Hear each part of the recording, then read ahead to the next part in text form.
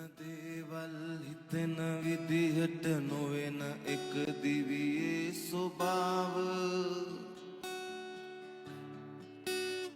අඳුරු මතකය වසා දමනවා කාලයාගේ වැලි තලාව